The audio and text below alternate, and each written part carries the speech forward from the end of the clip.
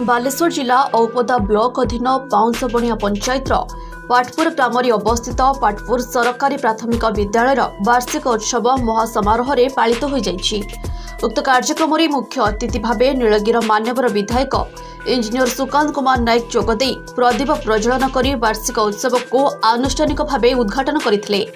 विधायक श्रीजुक्त नायक निज वक्तव्य स्कूल इतिहास बखाणिबा सहित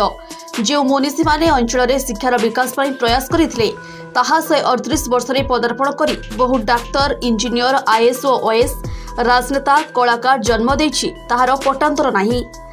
ଏହି शुभ मुहूर्त अनुष्ठान उत्तरोत्तर उन्नति कामना करथिले। मुख्य वक्ता भावे अवसरप्राप्त प्रधान शिक्षक उपेन्द्रनाथ सह सम्मानित अतिथि स्थानीय सरपंच तथा पुरातन छात्र निरंजन बारिक, अवसरप्राप्त शिक्षयित्री जयंती प्रधान, दमयंती नायक, बसंत कुमार प्रधान, सीआरसीसी कृष्णचंद्र राउल, पुरातन छात्र तथा स्त्री व प्रसूति विभाग डाक्तर प्रभात चंद्र चौधरी, प्रकाश चंद्र चौधरी, 2 नंबर जिला परिषद उषाराणी राउल, अवसरप्राप्त शिक्षक मणिप्रसाद चौधरी, राधाकांत कर, प्रताप चौधरी व एसएमसी सभापति संतोष कुमार बेहेरा जोगदे वार्षिक उत्सव पालन संपर्क में अतिथि निज निजर वक्तव्य प्रदान करथिले। उक्त कार्यक्रम में स्कूल प्रधान शिक्षयित्री प्रणति महापात्र सभापतित्व करथिबा बेले सहकारी शिक्षयित्री कल्पना नायक अतिथि परिचय प्रदान करथिले। अपर पक्षरे सहकारी शिक्षयित्री गीताराणी दास वार्षिक विवरणी पठन करथिबा बेले शिक्षयित्री कनकलता दे धन्यवाद अर्पण करथिले। अनुष्ठान तरफरु कोनि कोनि पिला माने स्वागत संगीत परिवेषण करने सहित नृत्य परिवेषण करथिले। अनुष्ठान पक्षरु पुरातन छात्र मानंको संबोधित करने सहित विभिन्न क्षेत्र में कृतित्व अर्जन करिथिबा छात्र छात्री मानंको पुरस्कृत करा जायथिला। उक्त कार्यक्रम में शिक्षयित्री जयंती दलई, सुनील मिश्र, एसएमसी सदस्य छात्र छात्री अभिभावक माने उपस्थित रही सहयोग करथिले। जो व्यक्तित्व माने समस्त लब्ध प्रतिष्ठित डॉक्टर प्रभात चंद्र आरंभ कर क्षेत्र में प्रतिष्ठित आमर बड़ भाई अतिरिक्त निरंजन बारिक महोदय जी साम्यवादी आंदोलन अन्यतम प्रवक्ता अच्छा आमर जिला परिषद सभ्य मैडम अच्छा उषाराणी दीदी आम उपेन्द्र भाई अच्छा पूर्वतन प्रधान शिक्षक महोदय समस्ते 2000 क्षेत्र में लब्ध प्रतिष्ठित एकदम प्रतिभा विषय किसी कहवाटा मो पाखे समिति मैंने घोषणा मात्र कले सदैव छात्र छात्री मैंने शिक्षक शिक्षयित्री एवं अभिभावक समस्त को धन्यवाद देवी। अंततः ये अनुष्ठान बहु पुरातन अनुष्ठान यहाँ हूँ राजतंत्र समय ये अनुष्ठान तैयारी 1885 मसीहा जहाँ कागज पत्र जमा पड़ी तो यही सर्वपुरातन अनुष्ठान ये गोटे सुजोग सृष्टि करते आपने अंततः पिला भितर गोटे आत्म अनुशीलन व समीक्षा विश्लेषण करने कि आम वर्ष में कौन कले कौन पाइले कौन हजेले कौन आम पाइलु ये पिला छोट पिला निश्चित भाव में उत्साहित हे अनुप्रेरित हे जे आम आगे आगेबू पंचम सरला षष्ठ को आगेबू षष्ठ श्रेणी पर आउ सप्तम को जीव यही प्रकार क्रम आम उपरक उपरक जावा एवं जो प्रधान शिक्षयित्री महोदय कथा रखुच्च जे पंचायत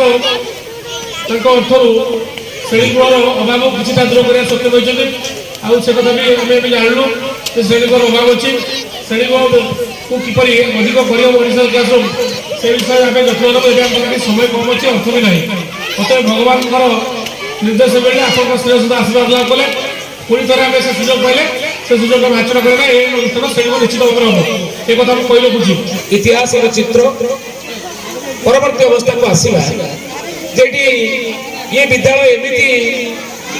पिला को जन्म देछि जो माने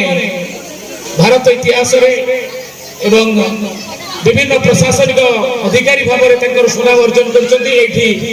आईएएस पाइथवा पिला ये छात्र रुद्रनारायण कर ये जमीती सुनामधन्य डॉक्टर प्रभात चंद्र चौधरी खाली प्रभात चंद्र चौधरी बड़ भाई प्रताप चंद्र चौधरी जे अंचल प्रथम एमए पास करते भूपिनाथ दास ये छात्र से इंजीनियर भाव में सुख्याति अर्जन करशा ये भागवत मिश्र ये छात्र बहु छात्र को अनुष्ठान जन्म दे शेष कर এই মাটির পুଅ এই ଗାଁର ପିଲା ସଞ୍ଜୟ ବେହେରା ଯିଏ ହେଉଛନ୍ତି ସାଇନ୍ସ ପଢୁଥିଲା ବେଳେ ଭଦ୍ରକ କଲେଜର ବେଷ୍ଟରୀ ଭାବରେ ସୁନାମ ଅର୍ଜନ କରିଥିଲେ ସେ ମଧ୍ୟ ଏହି ଅନୁଷ୍ଠାନକୁ ଜନ୍ମ ଦେଇଛି। ଇଏ ବହୁ ଯୁଗ ପୁରୁଷ ମାନଙ୍କୁ ମଧ୍ୟ ଏହି ଅନୁଷ୍ଠାନ ଜନ୍ମ ଦେବାରେ ତାର ରହିଛି ଇତିହାସ ଅଛି। ପରବର୍ତ୍ତୀ ଅବସ୍ଥାକୁ ଆସିବା ଏହି ସ୍କୁଲର ପୁନର୍ଗଠନ ସମ୍ପର୍କରେ ଭିତ୍ତିଭୂମି ସମ୍ପର୍କରେ ମୁଁ ଯେତେବେଳେ ଏଠି ପାଠ ପଢୁଥିଲି ସେତେବେଳେ ରଜାଙ୍କ ନିର୍ମିତ ସ୍କୁଲ କୋଠରୀ ଥିଲା 3-4ଟି ଏବଂ ବାକି ଏଠି ଗୋଟେ ମାଟି ଘର ଥିଲା। ଏଇଠି ଆମେ ପାଠ ପଢା ଆରମ୍ଭ କରୁଥିଲୁ। ମୁଁ କରୁଥିଲି 61 ମସିହାରୁ ଆରମ୍ଭ ହେଇଥିଲା ଏଠି ମୋର ଛାତ୍ର ଜୀବନ। ପରବର୍ତ୍ତୀ ଅବସ୍ଥାରେ ଯେତେବେଳେ ରାଜ୍ୟ ସରକାର ଭାରତ ସରକାରଙ୍କର ଗୋଟେ ନୂତନ ବ୍ୟବସ୍ଥା। ନୀଳଗିରିରୁ ଲୋକନାଥ ଦଳେଇଙ୍କ ରିପୋର୍ଟ, BE ନ୍ୟୁଜ୍ ଓଡ଼ିଶା।